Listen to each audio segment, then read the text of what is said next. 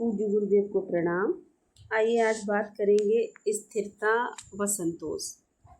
आज के युग में मन की वृत्तियों की चंचलता असामान्य रूप से बढ़ गई है।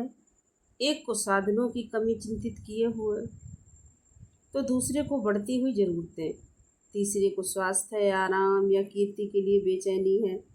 मालदार व्यक्ति जिसके पास इच्छा पूर्ति के सभी साधन मौजूद हैं, उसे भी किसी न किसी प्रकार की चिंता सता ही रही है। इस दुनिया में शायद ही कोई ऐसा हो जिसे शांति या चैन प्राप्त हो। हर आदमी के सामने ज़रूरतों और इच्छाओं से उत्पन्न अपनी समस्या है, जो उसके लिए कष्ट और मुसीबतों का निर्माण करती है। आदमी उनमें उलझा पड़ा रहता है और उसे निकलने की कोई राह नहीं मिलती। लेकिन वीर तो वही है जो हर हालत और हर परिस्थिति में प्रसन्न रहे।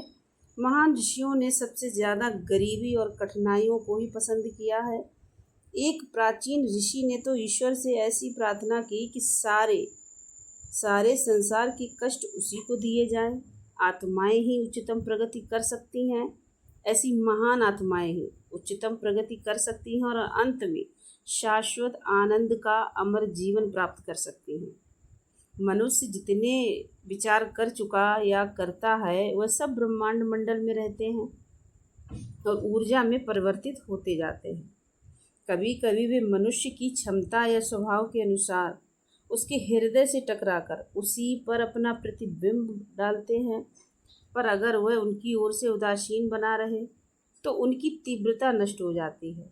अगर हम उनकी ओर से ध्यान न देने की आदत डालें तो उनका हम पर कोई असर नहीं पड़ेगा।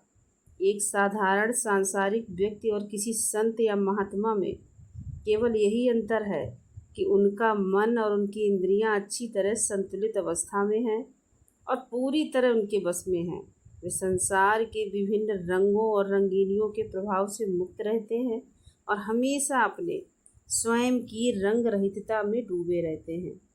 वे संतोष और स्थिरता को प्राप्त कर लेते हैं और शांति व निश्चलता के वातावरण में श्वास लेते हैं। आमतौर पर संसार के झंझटों से चिंता उत्पन्न होती है, पर अधिकतर उन्हीं को जो उसे अनावश्यक महत्व देते हैं। अगर कोई कष्ट और मुसीबत की ओर से अपना ध्यान हटा ले तो उनका कष्टदायी प्रभाव काफ़ी कम हो जाता है। इसीलिए हमें ये आदत डालनी चाहिए कि हम कहीं भी अनावश्यक रूप से लिप्त ना हो, तभी हम हर व्यक्ति परिस्थिति में प्रसन्न और संतुष्ट रह सकेंगे। उदाहरण लेते हैं कि एक आदमी के पास उसके काम की विविध प्रकार की वस्तुएं हैं। उनमें से कुछ बुरे स्वाद वाली या अच्छी न लगने वाली भी हो सकती हैं।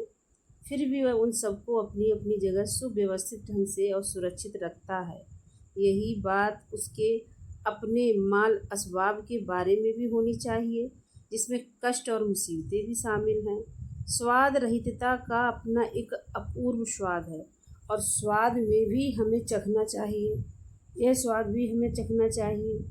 कुछ सीमा तक तो सभी चिंताओं में फंसे हैं, परंतु सुखी वे ही हैं जो उनकी ओर ध्यान नहीं देते और सभी परिस्थितियों में राजी खुशी रहते हैं।